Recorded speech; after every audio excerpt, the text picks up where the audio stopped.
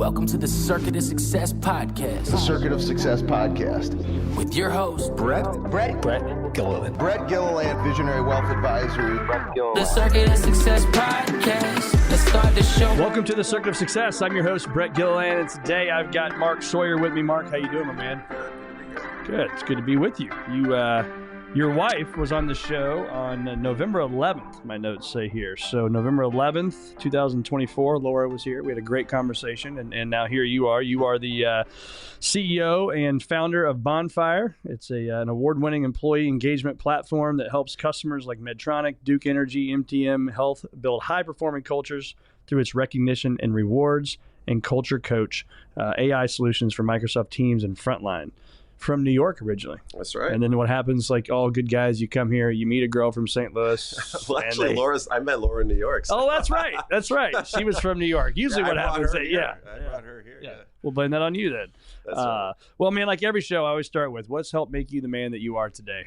Yeah, I think it's a great question. I think two things for me. One, definitely family and friends. I mean, just, they taught me a lot about hard work, treating people right, and doing the right thing, even when it's hard to do. It's probably the most important time to do the right thing. Yeah. And then I just, the entrepreneurial journey. I've learned so much about myself. What I'm capable of, what I'm good at, what I'm not good at, and how to build a great team. Because at the end of the day, you can't accomplish anything as an entrepreneur without a good team. Yeah.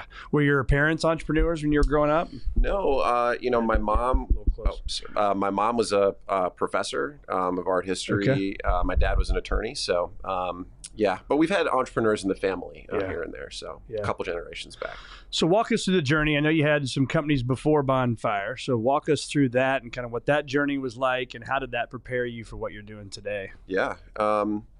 So my entrepreneurial journey began, aside from the kind of random projects as a little kid, like we were just talking about, selling stuff like on the street in New York. But, really it began at WashU as an undergrad. So I started a company called movingoffcampus.com. It was an off-campus housing website, grew well, helped a lot of people find apartments off campus, learned a lot, made a little bit of money. That led to my second business, which is still around today. It's a digital marketing agency called Decantery. It's run by a fantastic person, Josh Edler. I've had the privilege to work with for over a decade. And then, ultimately that led to Bonfyre. Yeah. And are you still involved in the other one? Still an owner and, certainly advise Josh, but, he's really leading that He business. runs the day-to-day of it. Yeah. Yeah, that's awesome. What, for you, when you're doing what you do today, I'm always fascinated by these questions of like, what is it for people that makes them tick? Like, what is it that you do on a day-to-day basis where it doesn't really feel like work to you? Like the time stands still. Doesn't feel like work. Well, I guess in terms of like habits and routines, I'm definitely a creature of habit. So, fitness is a big part of my routine. Just what I do in the morning, obviously start with breakfast, but I'm always going to read the paper, typically for 20, 30 minutes. And then I guess in terms of the flow and, when I'm doing work that doesn't feel like work, to me, working on the kind of strategy for the product, for the business, those are things where time will just fly by. And then also just, bringing Bonfyre to new organizations and talking to them about their goals, how we might be able to help. That's the kind of stuff I love. Well, talk to us about Bonfyre. Like, what is it? I know I said earlier that it's you're helping all these companies with engagement platform. Mm-hmm. But what is exactly and what do you do, and what our listeners need to take away from that? Yeah. Well, employee engagement can be a pretty complicated topic, but to me, if I were to distill it down into one thing, it's really all about how employees feel about their work. And at the end of the day, how you feel about your work is going to translate, of course, into how well you do your work. Do you stay at the place that you work, right? Investing discretionary time and energy and effort into your work. And so our technology, Bonfyre, it really brings together a lot of the core capabilities that leaders need and organizations need to build relationships, effectively communicate with team members, recognize great work, living values, et cetera, and several other capabilities. And it's fully integrated. I think one of the big things about Bonfyre is meeting employees where they are through the digital channels they're already using every day. Yeah. And so, Microsoft Teams, for our customers who are that's what we use too as our firm. Yeah. So, if that's the channel that you're already using every day to communicate with Bonfyre, you don't have to go anywhere else. Everything, your entire experience is contained in there. And they may sound like a small thing, but it actually makes all the difference in the world in terms of people actually adopting and using. You got to leave and go to another app. That's a pain. Exactly. Yeah, definitely. So what does that look like? So let's say I'm communicating, you and I are coworkers, or maybe I'm your manager, or vice versa. How are we communicating through Teams, and what are we actually looking for in there that's going to help drive? With Bonfyre, with Bonfyre, Right. Well, so the other, I think, important aspect of Bonfyre is we've got all these tools, but as you probably know, right, like having tools doesn't necessarily mean that you actually use them. Right. And so our Culture Coach product helps leaders take advantage of the capabilities that we have by sending them what we call nudges, which are basically recommended pre-built actions to help them build relationships, recognize great work, et cetera, that they can take right from Microsoft Teams or our Frontline Employee app in just a couple clicks. Yeah. So really, the Bonfyre experience is it's in your workflow as you're currently, already communicating with your coworkers.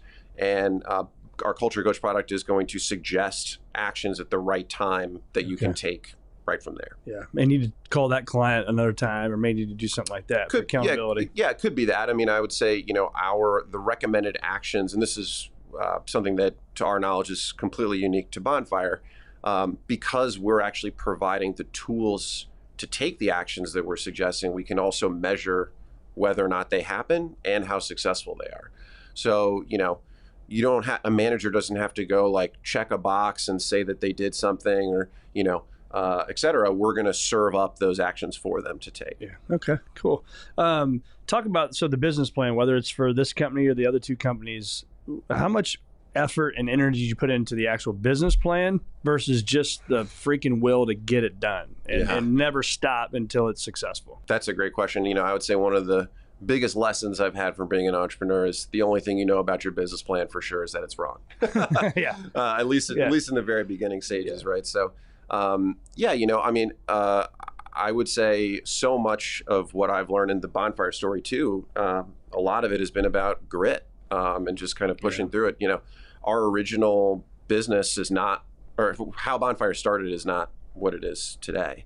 We originally started as a private social networking app for events where you could, for like a wedding or a concert or anything, you'd be able to have a space where you could share photos and communicate with people that you didn't necessarily want to become Facebook friends with. Okay. That led us to corporate events. And then we found that about 25% of our corporate event customers would keep using the app to communicate after the event was over. And that led us to employee engagement and eventually where we are today.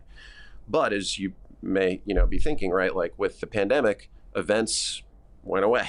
Right. And so, that was a big hit to our business. But in the end, we launched our Microsoft Teams app, we launched Culture Coach. And so, perseverance and grit. I mean, I think Paul Graham, I don't remember the exact quote, but somebody I certainly follow, and so much of success in business is just staying in the ring, and that's, I think, part of our story. Yeah. How do you stay a student of the game today when you think about that, whether that's, just as a leader, but just as a business owner, entrepreneur, what are the things that you're doing? Yeah. Well, I think doing it is, as you were kind of alluding to, right, is a big part of learning. And that's, I think, actually one of the greatest gifts of entrepreneurship is, you get this incredible experience where there are lots of highs and lots of lows, but at the end of the day, like, it all comes down to, are you learning from the mistakes that you inevitably make? But, other than that, I mean, I'm staying tuned into, of course, like industry-related news and analysts and that kind of thing. But like how I built this podcast, for example, it's something that I, like to listen to, kind of hearing other entrepreneurs' stories. So that's a main source for me. It's amazing, isn't it? All the stuff you can find out there and just learn for free. Yeah. Mm-hmm. Absolutely. Incredible. What do you do from an accountability? Keep yourself accountable and keep yourself, like, all the things you've got on your plate. Like if you ever read that book, The Juggling Elephant, right? He's got all these plates in the air. Like, what do you do to hold yourself accountable? I call it self-management, not time management. What are some things that you do that you could help our other leaders listen to this today? Yeah. Well, something that I've been doing for, really since the inception of Bonfyre, is a quarterly investor update. Every single quarter, come hell or high water, I'm sending out a written update that talks about recent progress, milestones, and then also what our plans are for the future. And so that in and of itself creates a pretty good accountability loop because, every single, 90 days, there's a written record of what we're trying to accomplish. In terms of kind of the week in and week out stuff, so we of course have metrics that we track internally at Bonfyre at the leadership team level and then also at the team level. And so we're reviewing those on a regular basis. But in terms of my kind of own individual work, I try to break up my work days into kind of like different categories of work. So some of it's going to be more task oriented for example, from a sales standpoint. I'll block out time and specifically knock out tasks related to that. And then I'll have other time blocked out on my calendar where it's more working on the business as opposed to working in the business. Yeah, which is a big deal, isn't it? Because I think a lot of people, in my opinion, 24, 25 years in the business, everybody wants to work in it, right? They don't ever step away. Like, I think that's one thing we've done successfully over our career is getting out of the business once a quarter. Mm-hmm. So I'll go to the Four Seasons, the Ritz-Carlton, St. Louis, go to a nice spot, something that's inspiring, right? And then actually unplug and only dream and think about what's next. Is that something that you've done in your life? Oh, absolutely. Yeah. I mean, switching up the kind of modality, where you are, but also for me, it's also probably the kind of the work that I'm doing. A lot of it can be pretty creative. I mean, especially when you're working on, if at least in the work that I do, when I'm talking to somebody about bringing Bonfyre into their organization, like some of these large companies, like you mentioned, it takes a lot of time and energy to really make sure that what you're, what you're offering is actually a fit for their business, but then also, how do we communicate that in a way that they're going to understand very effectively? And so, if a lot of that is writing and, coming up with, images and kind of design assets, right? And if I'm not, I might be working on it and I'll have writer's block, and so going and working on something else gives me, I'll often figure out what I want to do when I'm doing something else. And so when I get stuck in something, I'll typically gravitate towards tasks that I know that I can complete in a shortened period of time to sort of like build up a little momentum before going back to the challenge that I'm facing. Is that checking the box, getting something done motivate you? Yeah, definitely. I think like, starting your day, I think, people say like, make your bed in the morning or, it's sort of like the more you can start your day with achievement and accomplishment, even if it's small little things, it sets you up well for the rest of the day ahead. Yeah. I think about that all the time. I talk about it and I've got this journal that I've created that is like that. Win the day, right? Win the morning, you're probably going to win the day. Yeah. If you win the day, you could probably win the week. You win the week, you can win the month, the quarter, the year, the decade, right? And it can go on and on and on. But if you bring all that back, how do you have success over a long period of time? It's, in my opinion, how do we start the day? Mm-hmm. Right? Because you can't just wake up and say, okay, 20 years from now, I'm going to be here. We can think that. But to your point, the business plan's like, yeah, right. You're not even going to be doing the same thing you thought of. So it's the morning. So talk about that morning habit, if you can, in detail, what that looks like and how you become this guy that accomplishes a lot. Sure. So I do make the bed in the morning. Yeah. Same here. As the thing. Our rule is last one out of the bed has to make the bed. Yeah. So I eat breakfast every morning. Some people I know, they might skip it or whatever, but to me, that's sort of, I will make my breakfast. I'll do the dishes kind of at the same time, then start. What are you eating? I alternate. So I typically will eat like a whole bunch of egg whites in the morning, or I'll do basically a shake that I make with fruit and protein and that kind of thing. Yeah. And then, while I'm eating, I'm going to take probably between, 15 minutes, 20 minutes, and I'll maybe look in my inbox, but most of the time I'm just reading the news, and I oscillate between different periodicals, but, and then I'll go and I'll start my day. So that's typically the morning. Sometimes I'll have a workout in the morning as well. I typically go 3 or 4 days a week. Okay. And when do you do that? Usually in the morning, always first thing before work? Actually, usually it's in the morning, but there is one day where I'll go in the afternoon. Okay. Yeah, I struggle with that. I find it's like, I was just talking about this actually at my lunch meeting on the way back. We were saying, I love the guys and gals that can get up at 5 and 6 in the morning, and I've tried it I'm just not that guy. Yeah, I find myself pissed off like after doing it a week. I'm like, I'm tired, I'm cranky, and Right. so I found that I've got to do it when it works for me, right? And build it into your schedule. Yeah, 'cause you want to have a good workout. Yeah. You know? I mean, and like, if you can get up at 5 or 6 in the morning and and have a great workout, good for you. But for me, I need a little more time. Yeah. Do you do anything else like, pickleball, basketball, anything like that? I used to play basketball. I just turned 40 recently. I haven't been playing in a little while. I go running. It's another, thing of mine. And then just get outside. I live right near Forest Park. And so being able to just get out and like walk around, that's something I love. Feels good that we can do that again, isn't it? I know. Yeah. It's one of the things I love about St. Louis. It's like in the middle of winter, you'll just get the random week in this case of wonderful weather. Yeah, it is nice. Yeah, you can be snowing one day and then you can be on the golf course the next day. Right. Talk about so people talk about thinking big, right? And I've talked about it my whole career as well. We want to think big, extremely big. I do. But I also want to start small. So when you hear that, like what comes to mind for you? How have you been a thinker over the years to build the career that you've built? Yeah. And actually, think big, start small is one of our values at Bonfyre. Oh. So there you go. So the question, I guess, is how do I go about doing that? I guess I'd say a couple things. I think when you're thinking big, it's important to not throw out ideas at the outset. Obviously you want to have a field of play, so there are parameters, you want to set up around coming up with big ideas and, what's valid criteria, right, for example. But, whether it's an individual or a group setting, something that I find kind of effective is if you put the topics that you want to generate big ideas around, have different exercises where you have people on your team. We would do this when we would go in person. You'd write down individual ideas on a note card. You'd give everybody 10 minutes to write them down. They'd kind of put them up, and then everybody would have an opportunity to put theirs on the wall and talk about each idea. So that way you're getting everybody to participate, but you're also you're casting a pretty wide net in terms of what's possible related to the big idea. But then start small. That's where you got to take the big idea and funnel it into what's practical. What can we actually achieve or accomplish in the near term? And so that's where I think those parameters have to really show up because big ideas are great, but if they're not viable, then you could just waste a lot of time and energy spinning your wheels. Just dreaming. What I love about that is I think as a leader, it's I'm humble enough to know that I don't have all the ideas. If I'm working for you, right? If I'm working for Mark and you say put your idea up on the wall, that tells me that you value what I do, right? And I think that's a big deal, man, for people. So have you always done that? Is that just part of who you are, as part of your DNA?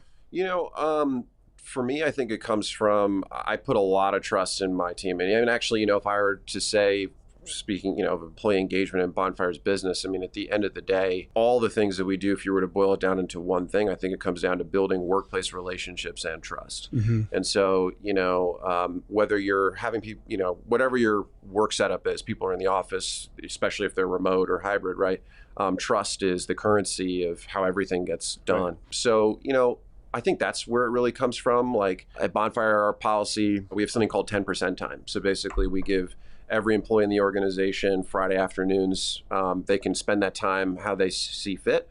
We generally encourage them to spend it on development related activities, but they can also just take the time off for wellness if they need it, or they can, go spend it doing community or philanthropic type things. But, that's an example where it's to say, look, I trust you to get your work done and do it well. And if you need to go do something in the middle of the day, go do it. Yeah. And so, I think trust starts there, and then it can grow into something where you're empowering people to come up with ideas, et cetera. Yeah. It's funny you say empower. I hired my first assistant at 23 when I probably couldn't afford an assistant. But I'm like, I know what I'm good at and I know what I'm not good at. Let's hire for that stuff, and have had that mindset. But that's the word I actually used back then, was empower them to do it, right? Because it was one of those things is I could easily teach you how to go do this and I could do it for you, but then I'm kind of micromanaging you. And I don't want to do that. And so let's dive a little deeper into that. When you talk about empowering your people, like how are you doing that? How are you building that into the culture that you guys have every single day at Bonfyre? Yeah. Well, I think some of the examples I just shared, right? Like, it starts with trusting people to just you set up goals and you know what people are supposed to work on, and you don't micromanage them. At the end of the day, we're incredibly fortunate to have the team that we have at Bonfyre, and so if you're on the Bonfyre team, whether your role is an engineer, you're in customer success, marketing, whatever it might be, we brought you on because we believe you're going to be an incredible contributor in that particular area. So I think it just starts with sort of acknowledging that. In terms of how it kind of shows up on a daily basis, let's take engineering and product, for example, at Bonfyre. I'm not an engineer myself. I know a lot about our product. I know a lot about how the technology works. But at the end of the day, I'm not in there writing code. So when it comes to prioritization or, if an issue comes up or anything like that, I may come with a perspective, but ultimately I'm going to be very careful about framing my perspective in a way where I'm inviting others to challenge it and to offer something different. And part of how you ensure that people do that is that when you kind of begin that process, you validate it by actually, changing direction, or, instead of it being whatever perspective the CEO came into the conversation with, you're going to leave with a different direction because your top engineer told you this is the better path. Yeah. So those are some of the ways. And again, I think being humble enough to take that feedback, right? Yeah. I don't know about how to go in there and do the coding. Here's what I think. So how do you come up with your ideas? Because I think that's part of the job as a leader, right? An organization. How do you come up with those? Yeah. A few things come to mind. I think a lot of them are just around just being a sponge, so being constantly tuning into our competitors, analysts, just kind of what customers want.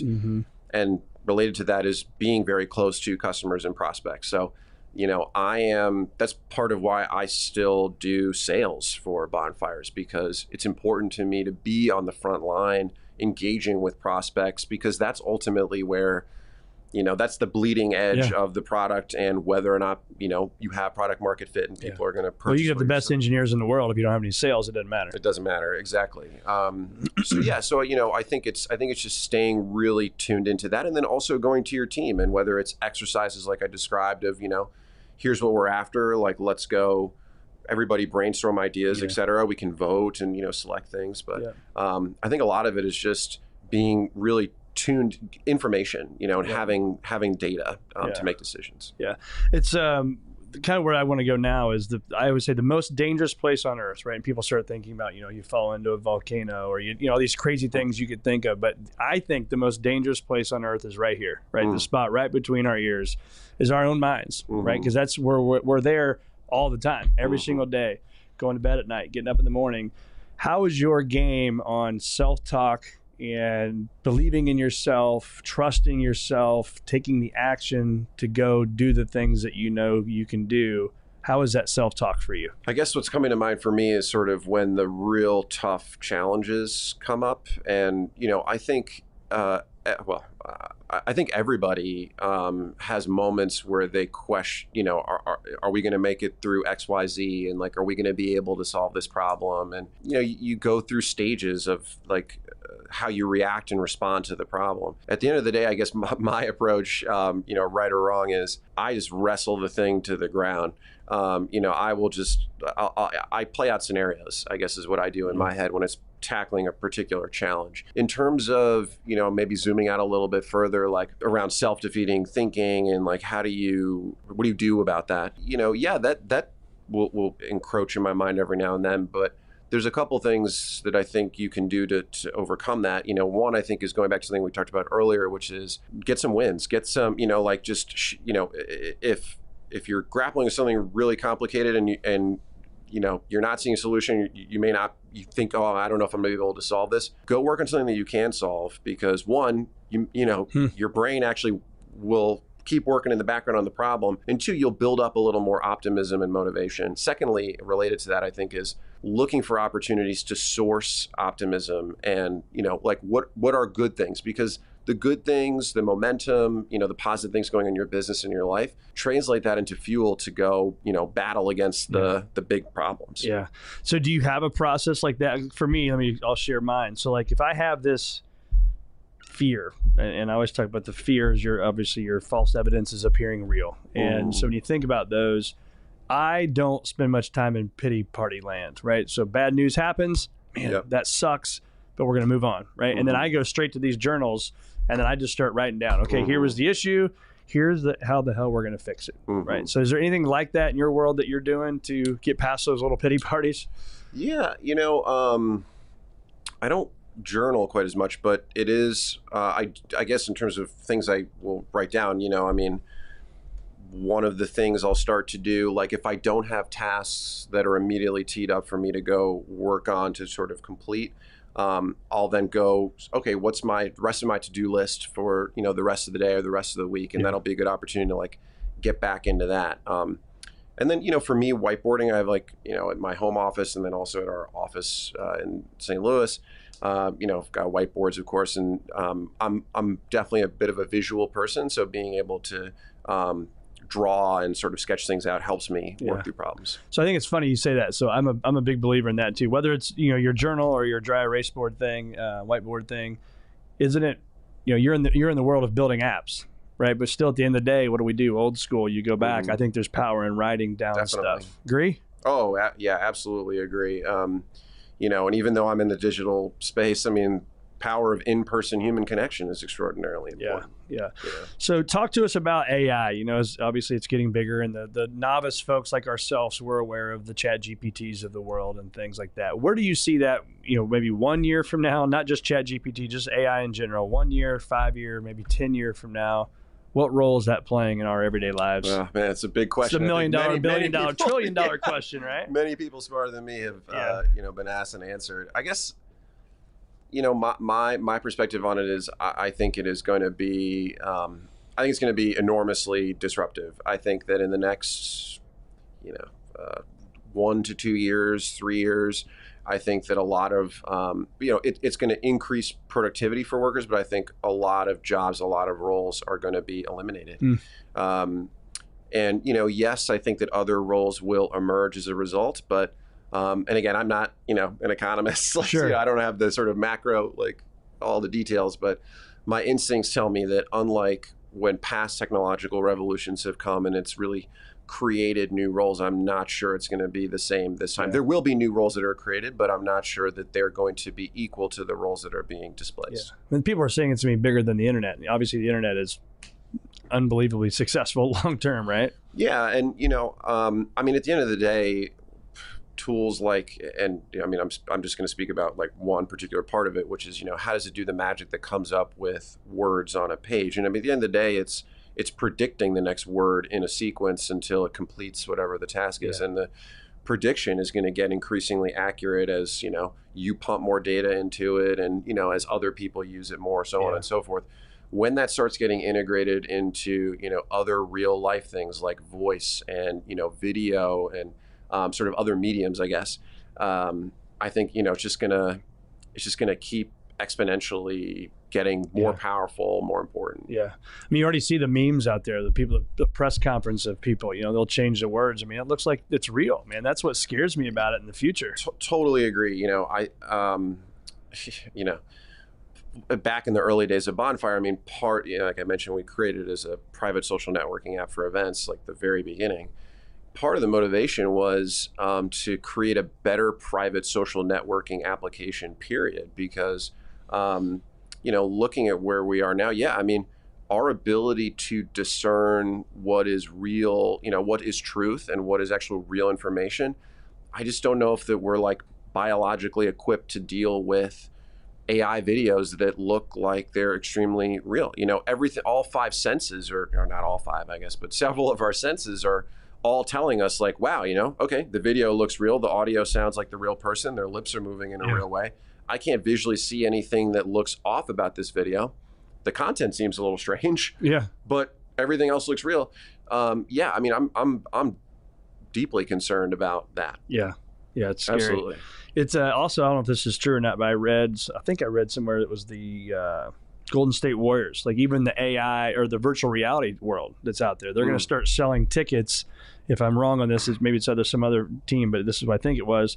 So like, I have the actual season ticket for the physical game, but now these headsets, you can get a ticket and then you can physically walk into a locker room after the game. You can go to the press conference and it looks like you're really there. Like that's the stuff that's crazy to me. That could be interesting. Yeah. That could be interesting for sure. I think we're also going to see, I mean, obviously some companies are going to do really well. I think we're also going to see some failures. One of the ones that comes to mind, I've been like reading a lot about, we don't do this at Bonfyre, but AI sales development representatives who basically are, automatically going out and sending emails. And I mean, can you imagine, right? No. Like how many junk emails do you already get now? Right. Now, we're going to have AI creating these things and calling us on the phone. I mean, I'm not excited about that, but I think that's not going to work too well. Well, it's funny because I don't know if you have an iPhone or whatever, but the new email system, it's taking me a while to get used to it. But if you go to your normal emails, mine's on the left, but then you get all the promotions, all the other junk. It's like,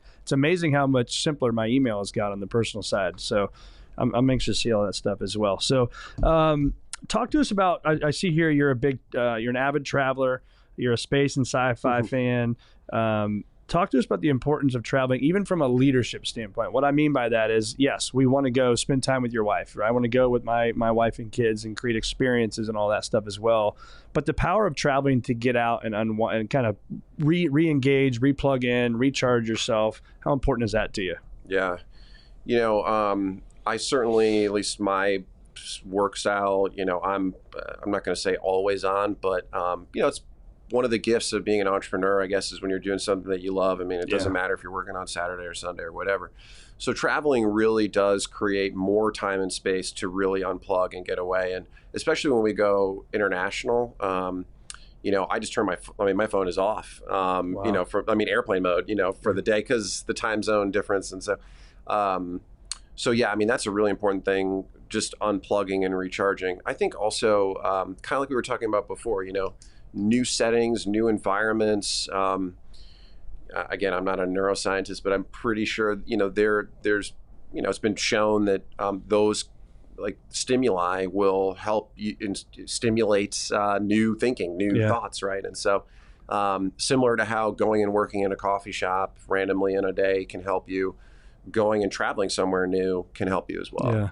Yeah, it makes me think too, as I travel, and you can see things, man, that you're just like, God, you thought you were successful in your own little world, and then you go and you expand that and you see things like, wow, like that's possible, right? That's possible. So future trips, man, where should we be putting our bucket list? If you had to share one or two trips, somebody listening to this would be like, you absolutely got to go check it out. Where would it be? Bucket list trips. So trips that I've gone on? Or, yeah. okay. Yeah. Well, ones you go on, and then maybe one that's on your bucket list. Sure. Okay, well, one place that's very near and dear to my heart and also my wife's heart, there's this little town in southern France called Roquebrune. I have some family ties there. We actually got married there. Oh, wow. And it's just like, it's an incredible place to be. So that one, and it's 20 minutes from Monaco. So, I mean, you can see it from there, but also not a lot of people know about it. So it's sort of like a great place to stay. And then in terms of, trips that are on my bucket list, I mean, there's many places. I guess if I'm picking one that just comes to mind right now, we've been talking about going to Switzerland. Okay. So I've heard it's amazing. Hopefully we do that at some point soon. Been to Bora Bora? No.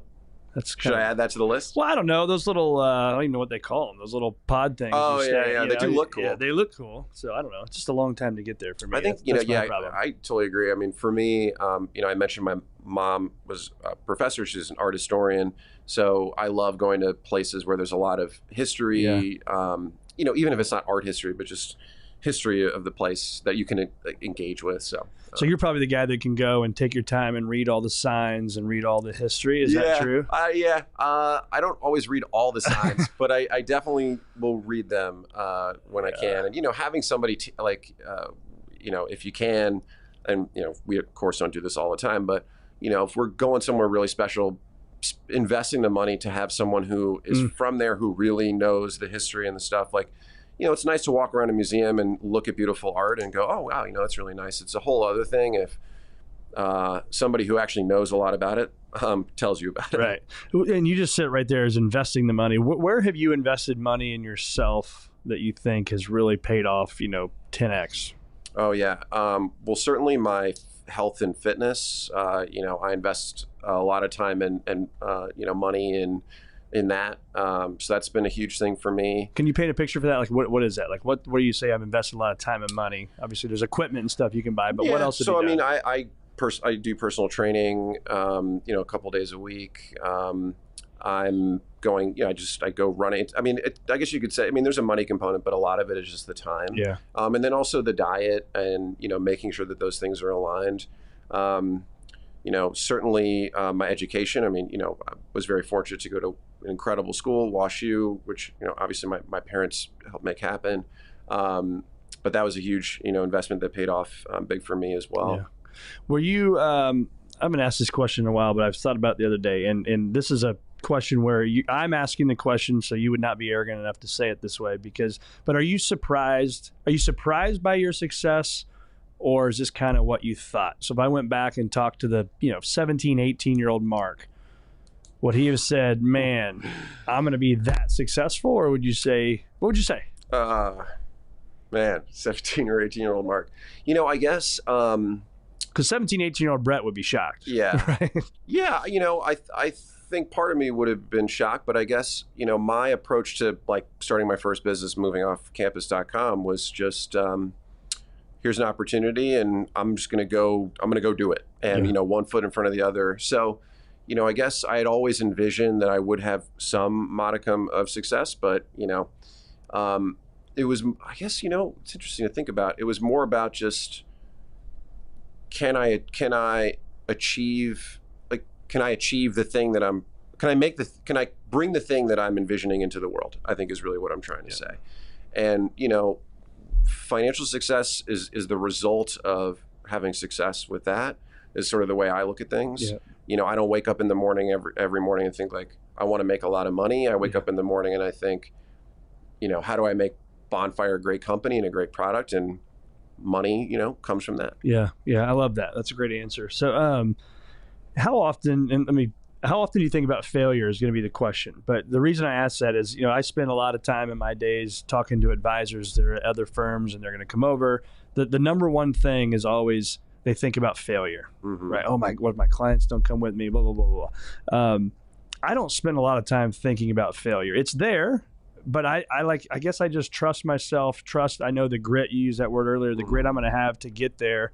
How often do you think about failure? And if that comes into mind, how do you flip that switch to move on to the success side? I think for me, it depends on the type of decision or topic we're talking about, So for example, if we're talking about, let's take Bonfyre post-pandemic, like I mentioned, right? Our events business completely went away. That was our sales engine. Yeah. We were, it was an existential threat to our business.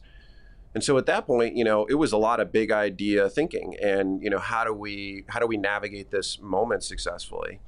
And so, in those kind of, I guess in that lens, a fair amount of time was spent thinking about, okay, if we go this direction, what could go wrong? If we go that direction, what might go wrong? Now, thinking about what might go wrong isn't necessarily dwelling on, and letting that prevent you from moving forward. It's more like, are the risks that we identify things that we can reasonably overcome? Like, how might we go about that? And are they far outweighed by the opportunity? Yeah.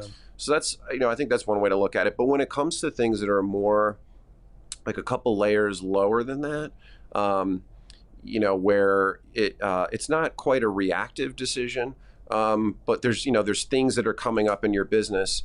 I think, entrepreneurs generally by nature are going to be more optimistic people. And so, I think you focus more on what's good, but it's important to have people around you that will ask the question, well, what could go wrong here? If nothing else, just to help identify and mitigate risk. Yeah. And as a leader too, for you, how much does transparency and vulnerability play a role in your life? Because what I have found is the more transparent and vulnerable I am with others, they're like, somebody else feels that way too, right? And there immediately becomes a deeper connection. So how does that play out in your life for you? Huge. huge. I would say it's probably the most important, I mean, going back to what I was saying before, like if you boil employee engagement down to if you had to boil employee engagement down to one thing, I would say it's trust or relationships. And so, when you have the dynamic between a leader and, a direct report, it's so important I think, for leaders to be transparent and vulnerable, because that's one of the most important signals that you can send to an employee that there's trust there. Mm-hmm. So, how do we do that at Bonfyre?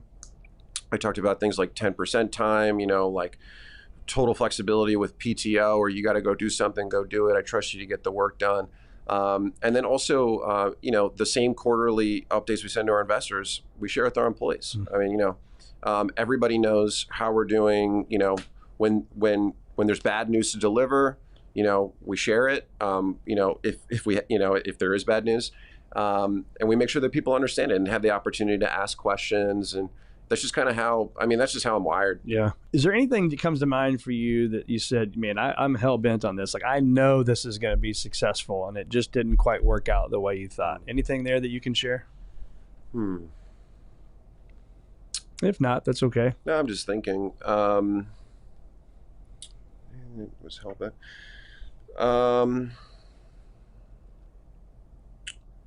Maybe we'll come back to that. Yeah, because it's a tough question. Because I was actually, before I even asked it, I thought to myself, how would I answer that? But I ask it anyway. Well, I one thing that comes, this is like moving off campus, first business I created. What part of our business model was basically, if you rented an apartment through our website, we would pay you $100, and then when you asked for your $100, we would then bill the property owner $300. I actually had to become a licensed real estate broker in 40 states or something like that in order to do this. I'm doing this out of my dorm room, So that was going, I'm thinking college kids, like you want to get $100. Absolutely. Great. I'll do anything for $100. Yeah, right. And so that was working great. And then the problem came when I tried to collect on the money that was owed by property owners, because they were like, oh, you're just some college kid in your dorm room. So, plenty of people did pay, but a lot of them, stiffed us and that kind of thing. So, sometimes I don't know. The lesson from that, I guess, was it was I don't know. No, it answers the question, because it's like an idea that just sometimes, my point to this is, we talk about the circuit of success, right? We talk all about our successes. And I think it's okay to hear from other leaders that you had this idea, it didn't work, let's share it and we move on, right? It doesn't mean it's over and you're terrible and you're not a leader. It's like, it didn't work, man. Who cares? Move on to the next thing and see where we go from there. So last kind of questions for you here is success. When you think about success, and I think back to the Brett of the 23, 24-year-old Brett, how I would have defined success then versus now the 47-year-old Brett, how do you define success as we sit here today? The main thing, I think, is looking at the kind of totality of the experience that I've had as an entrepreneur. I ask myself questions like, have I learned from the mistakes that I've made? Am I making new mistakes? Because if I'm not making new mistakes, chances are I'm not challenging myself, or maybe I'm not, learning new things. And in my particular case, is that we've only got so many trips around the sun, and I want to spend time working on projects and companies that are going to leave the world a better place. And so, to me, Bonfyre fits that bill. And so, waking up in the morning and thinking, so success to me is, it's not just about the money you make. It's also about the things you're working on and what's the impact in the world. And that's what I think about. I love that answer. And it leads me to my last question. You see, this is on your microphone and mine, this F greater than P. And so what that talks about is our firm, my personal mission, our firm's mission is helping you achieve a future greater than your past. And that's what I get up every day. It's like, how can I impact the world, right? Steve Jobs, you say, how can you make a dent in the universe, right? How do I impact the world? So how do you see a future greater than your past? When you hear that, what's it mean to you? Yeah. I think a lot of what comes to mind is things we were just talking about, accumulating knowledge and wisdom through experience. So to me, the future being greater than my past is, I've accumulated wisdom, and what I mean by that is that I'm making decisions and I'm doing things informed by the past. So I think that's one big part of it. I think specifically for Bonfyre, future the greater than the past. I mean, our business is better than ever. And when I look out to the future, I think it's just living into our mission of, we want to create workplaces that people love and help more companies do that. Awesome. Where do our listeners find more of Mark Sawyier? Well, you can find me on LinkedIn. I don't do like Instagram or any of that stuff. But LinkedIn, you can find me. And then also, of course, our company website, bonfyreapp.com. Awesome, man. Well, Mark, thanks so much for being with me on the Circuit of Success, man. It's been awesome having you. It was great to be here. Thanks.